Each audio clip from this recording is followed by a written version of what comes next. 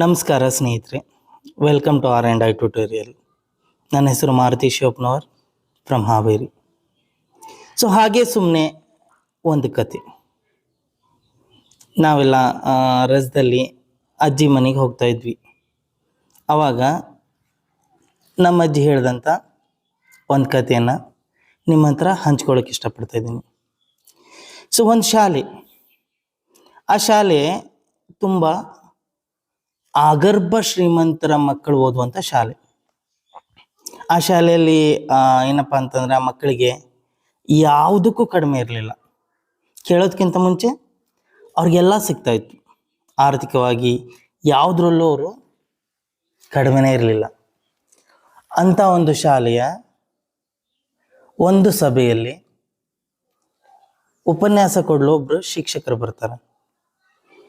ಅವತ್ತಿನ ವಿಷಯ ಏನಪ್ಪ ಅಂತಂದರೆ ಮಾನವೀಯ ಮೌಲ್ಯಗಳು. ಅವರು ಶಿಕ್ಷಕರು ಎಷ್ಟು ಚಂದ ಮಾತಾಡ್ತಾರಪ್ಪ ಅಂತಂದರೆ, ಅವ್ರೇನಪ್ಪ ಅಂತಂದರೆ, ನಾವುಗಳು ಇಷ್ಟೊಂದು ಹಣ ಇಟ್ಕೊಂಡಿದ್ದೇವೆ ನಮ್ಮ ಹತ್ರ. ನಾವು ಪ್ರಾಣಿಗಳು ಪಕ್ಷಿಗಳು ಎಷ್ಟೋ ಸಂತತಿಗಳು ನಶಿಸಿ ಹೋಗ್ತಾ ಇದ್ದಾವೆ. ಆ ಸಂತತಿಗಳಿಗೆ ನಾವು ರಕ್ಷಣೆ ಕೊಡಬೇಕು, ಆಸರೆ ಆಗಬೇಕು. ಒಂದು ಪಕ್ಷಿ ಒಂದು ಪ್ರಾಣಿಯನ್ನು ನಾವು ಸಾಕೋಕ್ಕಾಗಲ್ವಾ? ಪ್ರಾಣಿಗಳು ಎಂಥ ಜೀವಿಗಳಂತಂದರೆ, ನಾವು ತುಸು ಪ್ರೀತಿ ಕೊಟ್ಟರೆ ಸಾಗರದಷ್ಟು ವಾಪಸ್ ಕೊಡ್ತವೆ. ಹೀಗೆಲ್ಲ ಮಾತಾಡಿದರು. ಅಲ್ಲೊಬ್ಬ ಶ್ವೇತಾ ಅನ್ನೋ ಹುಡುಗಿ ಇದ್ಲು. ಅವಳು ಇದನ್ನು ಕೇಳಿ ತುಂಬ ಇನ್ಸ್ಪೈರ್ ಆಗಿ ನಿರ್ಧಾರ ಮಾಡಿದ್ಲು, ನಾನು ಇವತ್ತು ಸಂಜೆ ಒಂದು ಪೆಟ್ ಶಾಪಿಗೆ ಹೋಗಿ ಒಂದು ಪ್ರಾಣಿನೋ ಪಕ್ಷಿನೋ ತರಬೇಕು ಅಂತ. ಸರಿ, ಅವಳು ಪೆಟ್ ಶಾಪಿಗೆ ಹೋದ್ಲು.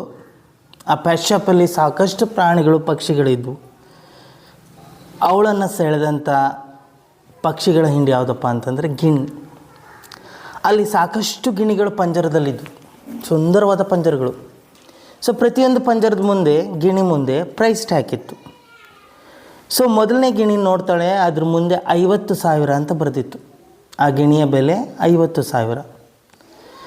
ಆಗ ಅವಳು ಕೇಳ್ತಾಳೆ ಆ ಶಾಪ್ಕೀಪರ್ನ, ಈ ಗಿಳಿಗೆ ಯಾಕೆ 50,000 ಅಂತ. ಆವಾಗ ಅವನು ಹೇಳ್ತಾನೆ, ಈ ಗಿಳಿ ಇಂಗ್ಲೀಷ್, ಕನ್ನಡ, ಹಿಂದಿ 3 ಭಾಷೆಯಲ್ಲಿ ಮಾತಾಡುತ್ತೆ ಅಂತ.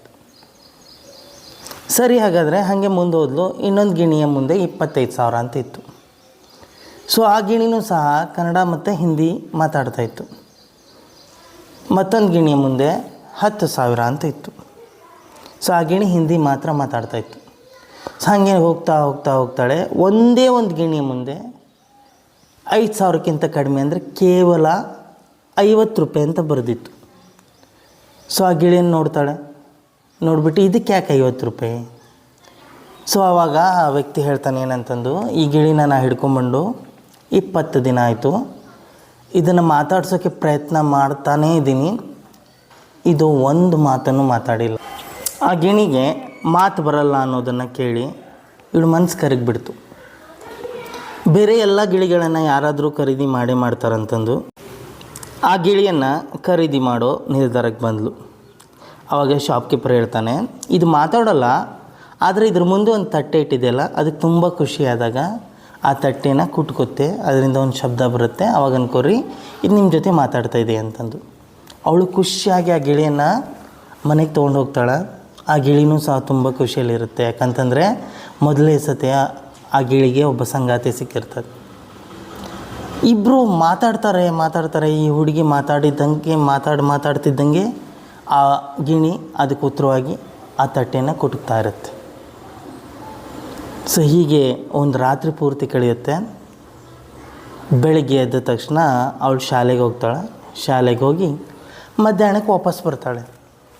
ವಾಪಸ್ ಬಂದು ಗಿಳಿ ಜೊತೆ ಮಾತಾಡೋ ಪ್ರಯತ್ನ ಮಾಡ್ತಾಳೆ. ಆ ಗಿಳಿ ಆ ತಟ್ಟೆಯನ್ನು ಕುಟುಕ್ತಾ ಇತ್ತಲ್ಲ, ಅದನ್ನು ನಿಲ್ಲಿಸಿಬಿಟ್ಟಿರುತ್ತೆ. ಸುಮ್ಮನೆ ಒಂದು ಮೂಲೆಯಲ್ಲಿ ಕೂತ್ಬಿಟ್ಟಿದೆ.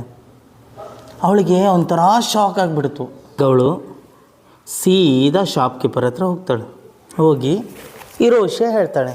ಆವಾಗ ಶಾಪ್ಕೀಪರ್ ಹೇಳ್ತಾನೆ, ಅಯ್ಯೋ ಅದು ಕಾಡಲ್ಲಿದ್ದ ಪ್ರಾಣಿ, ಹಾಗಾಗಿ ನೀವು ಒಯ್ದ ಪಂಜರ ತುಂಬ ಸಾಧಾರಣವಾಗಿದೆ. ಅದರಲ್ಲಿ ಒಂದು ಮರ, ಆ ಮರಕ್ಕೊಂದು ಜೋಕಾಲಿ ವೈರಿ, ಇದ್ರ ಬೆಲೆ ಕೇವಲ 5,000 ರೂಪಾಯಿ. ಇದನ್ನು ಒಯ್ದು ಆ ಪಂಜರದಲ್ಲಿಡ್ರಿ, ಅದು ಗಿಣಿ ಮೊದಲು ನಂಗೆ ಆಗ್ತೈತಿ ಅಂತಂದು. ಸರಿ ಅಂತಂದು ಇವಳು 5,000 ರೂಪಾಯಿ ಕೊಟ್ಟು ಏನದು ಮರ ಮತ್ತು ಇದು ಜೋಕಾಲಿನ ತೊಗೊಂಡೋಗಿ ಆ ಪಂಜರದಲ್ಲಿ ಇಡ್ತಾಳೆ. ಸೊ ಇಟ್ಟಾದಮೇಲೆ ಮತ್ತೆ ಅವಳು ಮಾತಾಡಿಸ್ತಾಳೆ ಅದನ್ನು ಖುಷಿಲೇ. ಅದೇನೂ ಮಾತಾಡಲ್ಲ, ಸುಮ್ಮನೆ ಒಂದು ಮೂಲೆಯಲ್ಲಿ ಕೂತಿರುತ್ತೆ. ಸಾಯಂಕಾಲ ಆಗುತ್ತೆ, ಇವಳು ಮತ್ತೇನಪ್ಪ ಅಂತಂದರೆ ಟೆನ್ಷನ್ ಶುರು ಆಗುತ್ತೆ. ಶುರು ಆದ ತಕ್ಷಣ ಇವಳು ಮತ್ತೆ ಹೋಗ್ತಾಳೆ ಶಾಪ್ಕೀಪರ್ ಹತ್ರ. ಸೊ ಏನು ಮಾಡಿದ್ರು ಅದು ಗಿಣಿ ಸುಮ್ಮನೆ ಇದೆ, ಸಪ್ಪೆ ಆಗಿಬಿಟ್ಟಿದೆ ಅಂತ ಹೇಳ್ತಾಳೆ. ಆವಾಗ ಓಹೋ ಅದು ಒಂದೇ ಇದೆ ಗಿಳಿ ಯಾವಾಗಲೂ ಜೊತೆಯಲ್ಲಿರ್ತವೆ. ಹಾಗಾಗಿ ಈ ಕನ್ನಡಿ ಹೇಳಿ ತೊಗೊಂಡೋಗ್ರಿ, ಕನ್ನಡಿ ಹೇಳಿ ಬೆಲೆ ಕೇವಲ 1,500 ರೂಪಾಯಿ. ಇದನ್ನು ತೊಗೊಂಡೋಗಿ ಆ ಪಂಜರದಲ್ಲಿಡ್ರಿ. ಆಗ ಈ ಮಿರರಲ್ಲಿ ಕನ್ನಡಿಯಲ್ಲಿ ಅದರ ಪ್ರತಿಬಿಂಬ ಮೂಡುತ್ತೆ. ಅದು ತನ್ನ ಜೊತೆಗೆ ಸಂಗಾತಿ ಇದೆ ಅಂತಂದು ಖುಷಿಯಾಗುತ್ತೆ ಅಂತಂದು.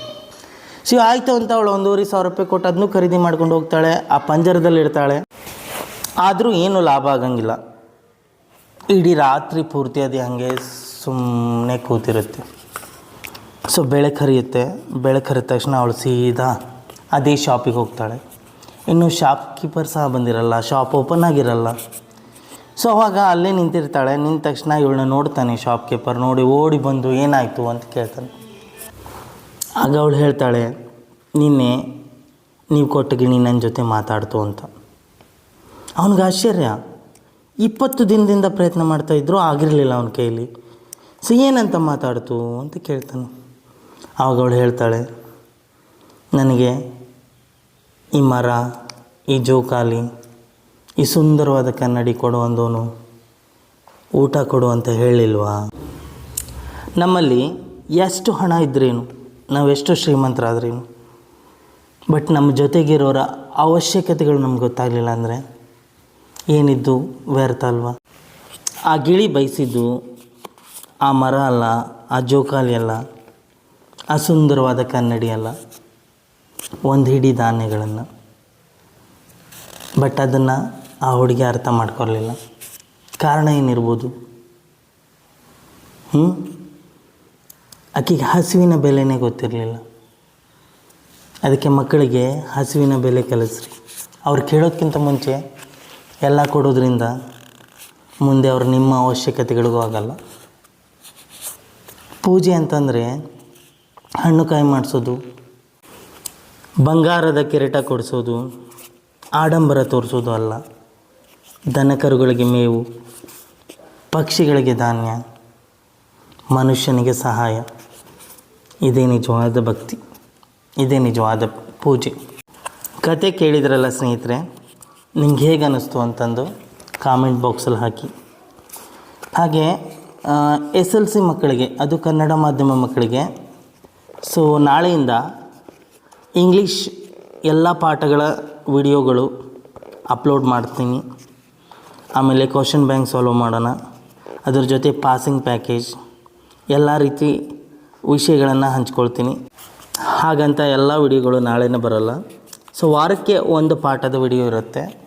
ಅದ್ರ ಜೊತೆಗೆ ಆ ಪಾಠದ ಪ್ರಶ್ನೆಗಳು, ಅಲ್ಲಿ ಬರುವಂಥ ಡಿಫಿಕಲ್ಟ್ ವರ್ಡ್ಸ್, ಆಮೇಲೆ ನಿಮಗೆ ಆ ಪಾಠದ ಮೇಲೆ ನಿಮ್ಮ ಮುಂದಿನ ವರ್ಷದ SLC ಎಕ್ಸಾಮ್ಗೆ ಬರಬಹುದಾದಂಥ ಪ್ರಶ್ನೆಗಳು ಮತ್ತು ಉತ್ತರಗಳು ಇರ್ತವೆ.